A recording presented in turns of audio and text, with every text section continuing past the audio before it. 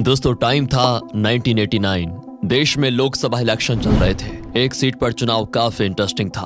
महात्मा गांधी के ग्रैंडसन राजमोहन गांधी अमेठी में उस समय के पीएम राजीव गांधी के अगेंस्ट खड़े थे। जी हाँ, इट वाज फाइट बिटवीन असली के Gandhi who is Rajmohan versus Delhi के गांधी उर्फ राजीव गांधी। रिपोर्ट्स आती है भरपूर चुनावी धांधली हुई। गोल्स ने एटलीस्ट 97 बूथ कैप्चर कर लिए। Final result, no wonder Rajmohan Gandhi lost the election. अब जब ध्रुव राठी हवा क्रिएट करते हैं, एक डर का माहौल बनाते हुए कहते हैं देश डिक्टेटरशिप की तरफ जा रहा है, देश में फ्री एंड फेयर इलेक्शन नहीं हो रहा है। तो मैं बता दूं, जो कुछ हो रहा है उसमें कुछ भी नया नहीं है। रिलैक्स रहिए, बहकावे में मत आइए, केवल एक चीज पर ध्यान दीजिए जो आपको पहले से पता है, ये सब राजनीति है। हर पार्टी यही करती आई हुई है और आगे भी यही करेगी। ध्रुव राठी या उन जैसे औरों की रेंटिंग या कंप्लेंट्स कुछ ही बातों पर हमेशा होती है। पहला, बीजेपी सीबीआई एंड ईडी का मिसयूज करती है। दूसरा, बीजेपी अपोजिशंस के एमएलएस को खरीद लेती है। तीसरा, इलेक्टेड स्टेट गवर्नमेंट को चलने नहीं देती। चौथा, लोग उनके राज्य में प्रोटेस्ट नहीं कर सकते। पांचवा, और मीडिया को साइलेंस करती है या खरीद लेती है। आइए जानते हैं कुछ एग्जाम्पल से कि 2014 से पहले क्या होता था।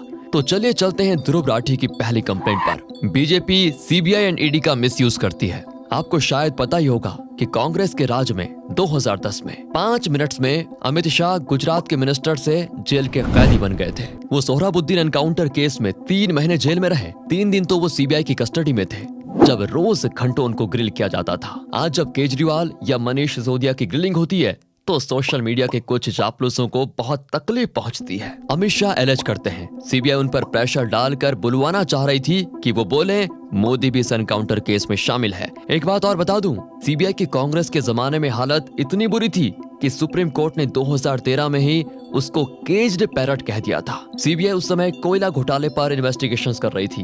अब चलते हैं दूसरे पॉइंट पर। कहा जाता है बीजेपी एमएलए एमपी को खरीद लेती है। बात बिल्कुल ठीक है, बीजेपी ऐसा करती है, दूध की धुली तो है नहीं। पर क्या कांग्रेस या अन्य विपक्ष की पार्टियां भोली वाली हैं? 2018 के राजस्थान के असेंबली इलेक्शन में कांग्रेस को 200 में से 100 सीट मिली, 1 सीट मेजोरिटी से कम थी। मायावती की बीएसपी जिसने 6 सीटें जीती थी, उसने सपोर्ट दिया था तो कांग्रेस की गवर्नमेंट बनी। पर जानते हैं कांग्रेस ने इस बीएसपी के लिए आभार को कैसे प्रकट किया? अगले साल 2019 में बीएसपी के 6 विधायक कांग्रेस ज्वाइन कर लेते हैं और उन्हें स्टेट बॉडीज लाइक किसान आयोग एटसेट्रा में की पोजीशन भी दी जाती है। इसके अलावा शायद जेएमएम लाइब्रेरी केस भी आपने सुना होगा, जब 1993 में झारखंड मुक्ति मोर्चा के एमपीज ने रिश्वत ली कांग्रेस की माइनॉरिटी गवर्नमेंट को बचाने के लिए। और मजे की बात, सीबीआई ने केस रजिस्टर किया, इन्वेस्टिगेशन की, पर उनका बाल भी बाका नहीं हुआ। यह है इंडियन पॉलिटिकल सिस्टम। हम लोग क्यों इतना आपस में उलझते हैं भाई? वहाँ खेल किसी और लेवल का खेला जाता है। खैर, अब चलते हैं तीसरे पॉइंट पर। इल्जाम है बीजेपी स्टेट गवर्नमेंट्स को चलने नहीं देती, या तो वो सरकार को गिरा देती है या उनसे पावर छीन लेती है। इसमें गोवा और कर्नाटक की सरकारों को गिराना और दिल्ली सरकार से पावर छीन लेने की बात की जाती है। इस आर्ग्यूमेंट में भी 16 आने की सच्चाई है। बीजेपी ऐसा करती है, पर इस बात को हम एक डेटा पॉइंट से वैलिडेट कर सकते हैं कि देश के किस प्रधानमंत्री ने सबसे ज्यादा प्रेसिडेंट रोल लगाया और स्टेट गवर्नमेंट को डिसमिस किया। आपको शायद हैरानी होगी, इसमें पीएम मोदी का नंबर सबसे नीचे आता है। कांग्रेस की प्रिय पीएम इंदिरा गांधी का तो कोई मुकाबला ही नहीं है भाई।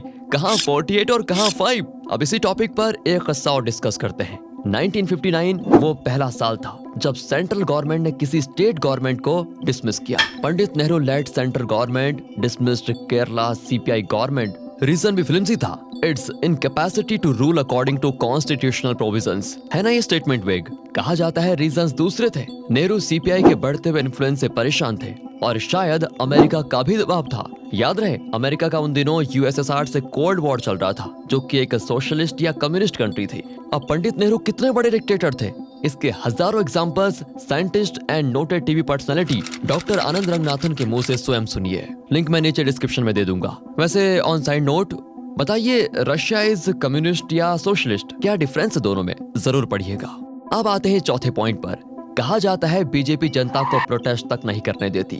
इसमें किसान आंदोलन और सीएए एनआरसी प्रोटेस्ट का हवाला दिया जाता है। दोस्तों 1975 के कांग्रेस इम्पोज्ड इमरजेंसी के किस्से आपने भी सुने होंगे।